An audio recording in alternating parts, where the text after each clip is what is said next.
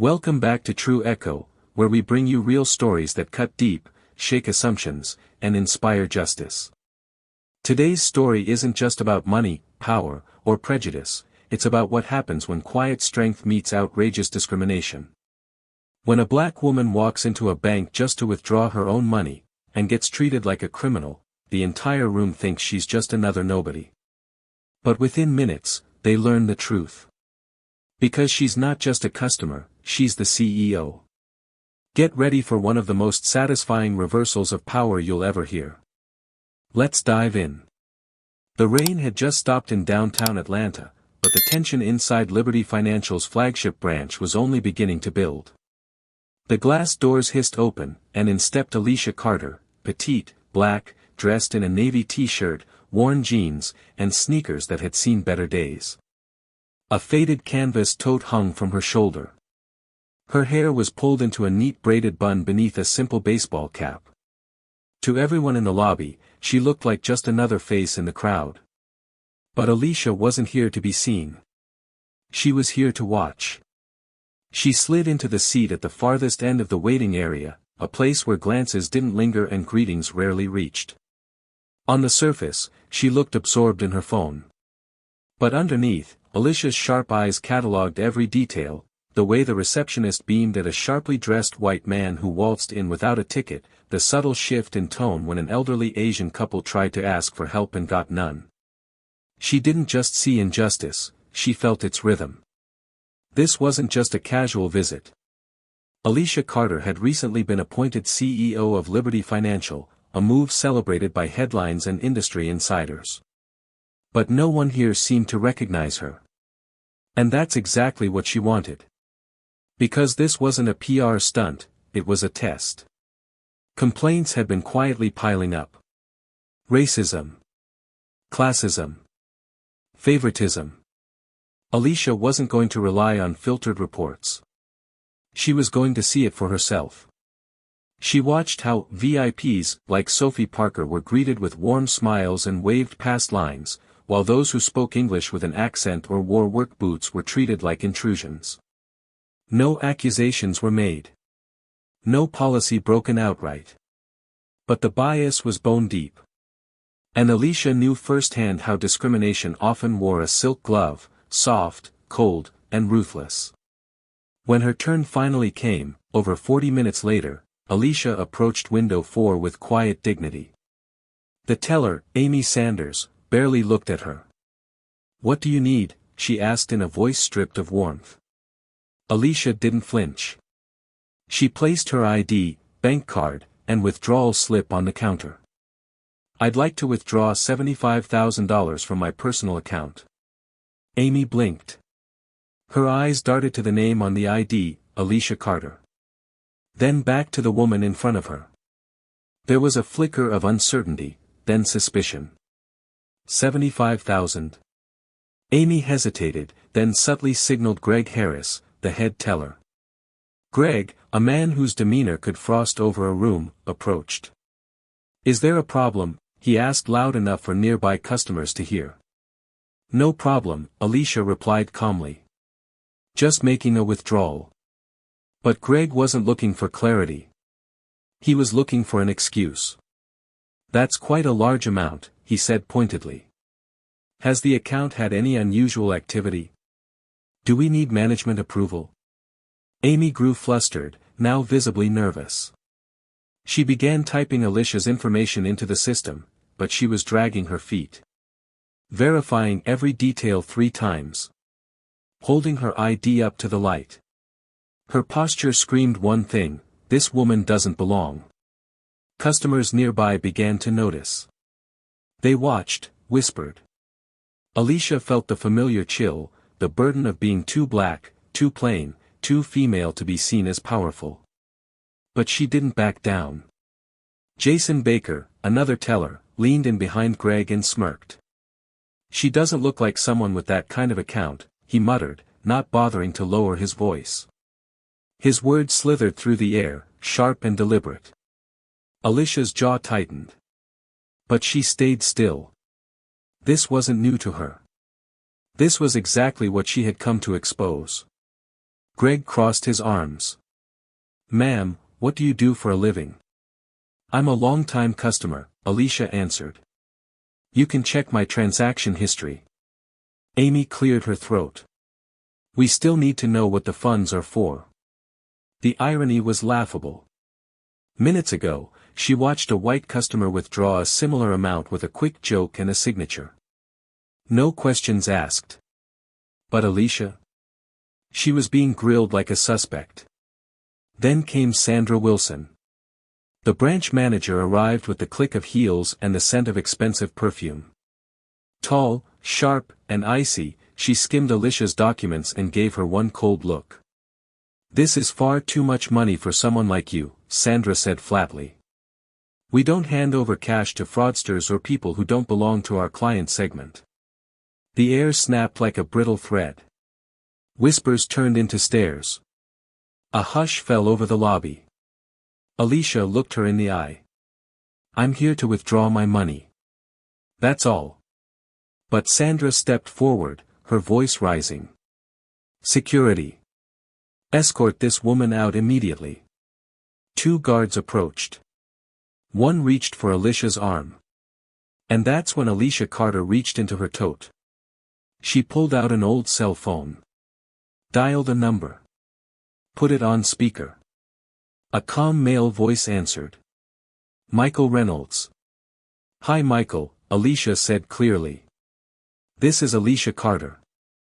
I'm currently being denied a lawful withdrawal and being removed from the downtown branch. I'd like you to intervene immediately. I've placed you on speaker so you can hear everything." The moment Alicia Carter's name dropped over speakerphone, the entire bank lobby paused, some in confusion, others in disbelief. Michael Reynolds' calm voice echoed again, louder this time. "Understood. Alicia, remain where you are. No one is to touch you." Sandra Wilson scoffed, her arms folded tightly across her blazer. "You're wasting everyone's time. This branch follows protocol. If you don't leave, I'll have the police called." But something in her voice faltered. Across the counter, Greg Harris shifted his weight uneasily. Jason Baker's smirk disappeared like fog in the sun. Amy Sanders' fingers, which had been trembling over the keyboard, froze altogether. Michael's voice cut clean through the tension. "Put me on speaker for the entire floor to hear." Alicia tapped the screen and raised the phone slightly. "This is Michael Reynolds, Chief Operating Officer of Liberty Financial. As of this moment, all activity in this branch is to cease. I am on my way. Any further interference with Ms. Alicia Carter will result in immediate suspension pending investigation." Silence exploded like a thunderclap. Sandra's face drained of color. "Carter," she whispered. "Alicia. Carter." Mouths fell open. Greg staggered a step back. Jason's breath caught. Amy gasped. "Wait, the Alicia Carter." Alicia turned slowly to face them all, her expression calm, centered, but fierce. "Yes. I am the CEO of Liberty Financial. And I've been watching this branch for weeks." She took a deliberate step toward the center of the lobby. "I've received complaint after complaint. But I didn't want a filtered report. I wanted the truth. So I came myself, dressed like anyone else who walks through your doors, hoping to be treated with respect." Customers began murmuring, some lifting their phones to record again. A few even clapped a hand over their mouths, stunned. "I watched as you smiled at men in suits. I saw you offer VIP service to young white women in dresses. I watched as elderly couples, people of color, and blue-collar workers were treated like nuisances." Her gaze locked on Greg. "I saw you grill a Hispanic man over his paycheck. I watched Jason whisper that I didn't look like I should have this kind of account." She turned to Sandra, who now stood paralyzed. "And I saw you, Sandra Wilson, call security on me for trying to withdraw my own money. Not because I broke a rule, but because you decided I didn't belong here." No one could speak. Even the humming AC seemed to fall quiet. Michael's voice came over the phone again. I'll be there in 4 minutes. No one leaves. Security, that includes you. Alicia handed her phone to the nearest customer still filming. Keep that running, she said. The world deserves to see what happens next. At Liberty Financial headquarters, the boardroom had become a war room. Jonathan Evans, the silver-haired chairman, stood in front of a massive screen showing live surveillance footage from the downtown branch. Around him sat the bank's top brass, legal, HR, compliance, and strategy, every one of them stunned as they watched Alicia Carter, their CEO, being treated like a criminal. No one recognized her. Evans asked quietly. Michael Reynolds shook his head. Not a single one. Lisa Howard, VP of HR, clenched her fists. This is systemic. It's not just bad apples. They've internalized this hierarchy of worth based on how a person looks. That's not ignorance. That's rot. Every second of this has been recorded, said Frank Peterson from legal. Including Sandra's remarks, we don't serve people like you. Evans turned to Michael. You said you were headed there. I'm 5 minutes out. Make it 3. Back at the branch, the atmosphere was unbreathable. Alicia stood at the center of the storm. Her faded toque now looked like a crown. Her navy t-shirt might as well have been armor. She wasn't yelling. She didn't need to. The sheer truth in her presence was louder than any voice raised in anger. Sandra tried to regain composure. I didn't know. You didn't care, Alicia corrected. You made assumptions. You acted on prejudice. You wielded your power to exclude people who didn't meet your client segment. Jason Baker finally spoke, his voice a broken whisper. It was just a misunderstanding. Alicia's eyes locked on him. It was judgment. And you were proud of it, until you realized who I was. Amy Sanders choked back tears. I'm so sorry. I should have spoken up. I knew it was wrong, but you stayed silent. And silence, when you have power, is complicity, Alicia said softly. The entire bank felt like it had been turned upside down. Customers now stood instead of sitting. Some were still filming. Others were comforting the elderly couple from earlier, now clearly emotional. A middle-aged man in coveralls stepped forward and offered Alicia a handshake. Thank you, he said. For all of us who've been made to feel small.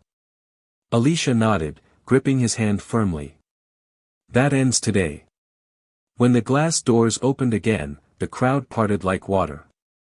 Michael Reynolds entered, tall, sharply dressed, his steps quick and deliberate. He didn't look around. He walked straight to Alicia. Madam CEO, he said, voice low but ringing with admiration. Alicia gave a nod. Thanks for coming. Reynolds turned to face the stunned staff. As of this moment, I am assuming direct oversight of this branch.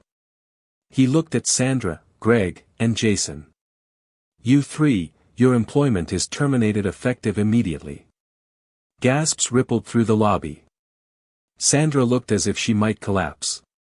You can't. I just did, Alicia cut in. Not because of me. But because of the people you've mistreated day after day. Your behavior violated not just policy, but every core value Liberty Financial claims to stand for. She turned to Amy, Mike, and Eric. You're suspended pending an internal review. Amy sobbed again, but this time nodded in full agreement. Mike and Eric bowed their heads, saying nothing. Michael addressed the customers. On behalf of Liberty Financial, I apologize. What you witnessed today is not who we want to be. But it is who we've allowed ourselves to become. That ends now. Alicia stepped forward once more. We will rebuild this branch, from the ground up, with a new standard. Every customer deserves dignity.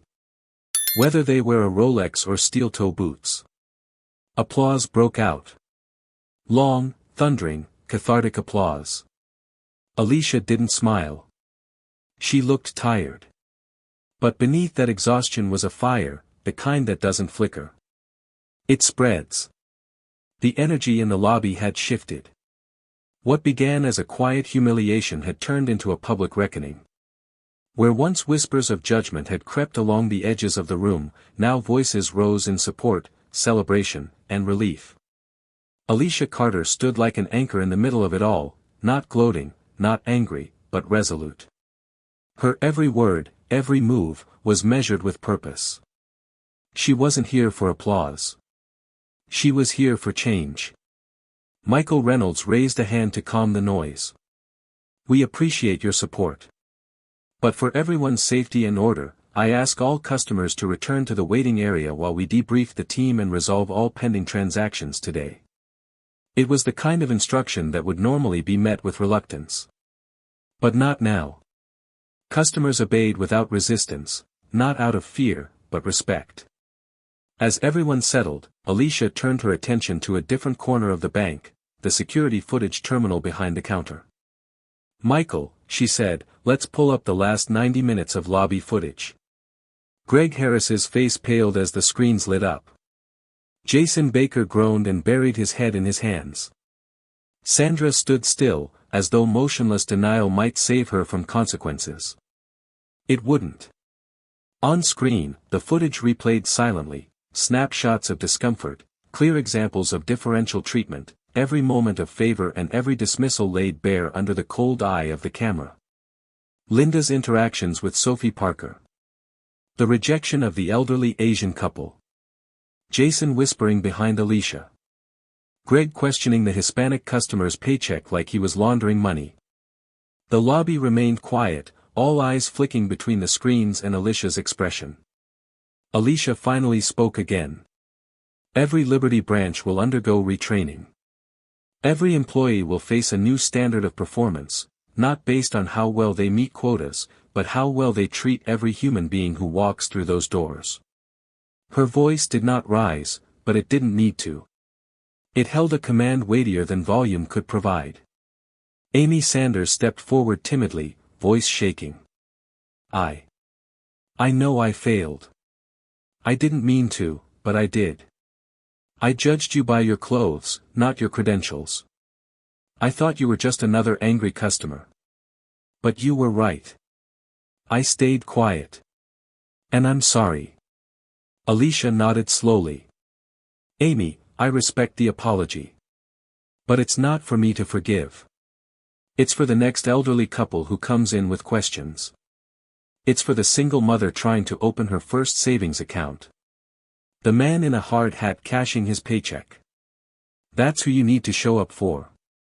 Amy's tears returned, this time silent and soaked with shame. But she didn't run. She listened. Mike Turner and Eric Holmes, the security guards, stood by awkwardly. Alicia turned to them next. "You were asked to remove a customer without cause. What stopped you from saying no?" Mike's voice cracked. "Orders, ma'am. We didn't want to lose our jobs." Alicia nodded. Understandable fear. But fear never justifies injustice. The day you use your position to question instead of comply, that's the day you become part of the solution. Eric lowered his head. "We see that now.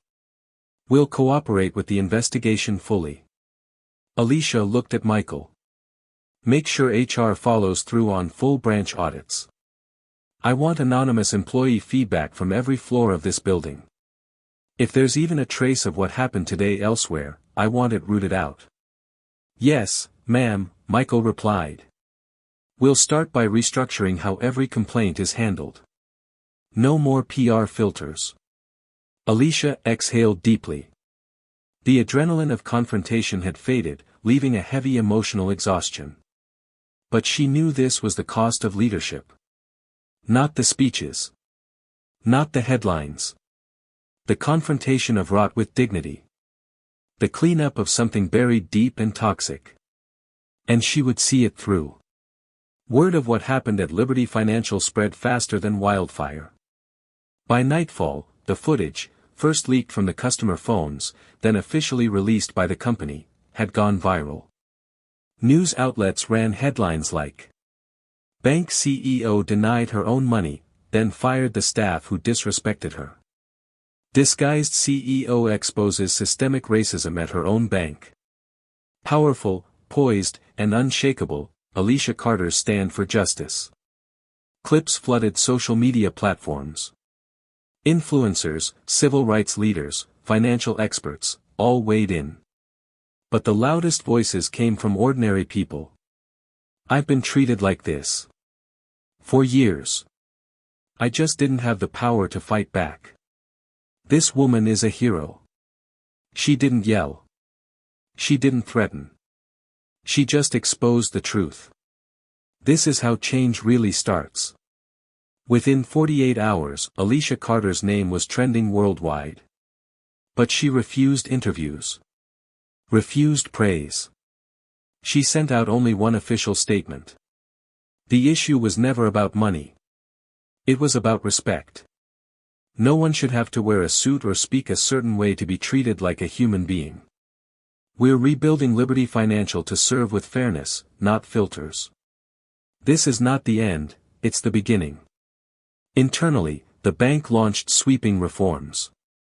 Dozens of employees came forward with hidden grievances. Branch managers were reassessed. Customer treatment protocols were rewritten. Workshops on bias, empathy, and ethics were mandated, not just as training, but as benchmarks for promotion. And Alicia? She continued visiting branches, still in jeans, still quiet, still watching. Not because she didn't trust, but because true accountability is an everyday practice, not a single event. 6 weeks later, the same downtown branch held a small but symbolic event. A mural was unveiled in the lobby, painted by a local artist. It featured a simple image, a brown hand and a white hand, side by side, placing a coin into the same bank vault. Below it, Alicia's quote, "Respect is the only real currency that never loses value." As Alicia stood before the mural, surrounded by smiling customers, newly trained staff, and a press that stayed respectfully back, she understood the deeper truth. Justice isn't about power. It's about presence. It's about showing up when it's hardest. Speaking up when it's scariest. Standing tall when every eye doubts you. And still saying, "I deserve to be here." And because of her, so would many more. In a world where prejudice often hides behind a smile, and injustice wears the mask of policy, Alicia Carter didn't just reclaim her dignity, she redefined it for others. She reminded us that true leadership isn't proven in press conferences or boardrooms, but in moments of silence, pressure, and principle. As Alicia said, no matter who you are, what you wear, or where you come from, you deserve respect and fair treatment. If this story inspired you, stand up for what's right. Call it out. Lift others up. And never forget the power of quiet strength. Subscribe to True Echo for more powerful, real-life stories. Comment below with your thoughts, and share this with someone who needs to hear it. Let's echo truth, together.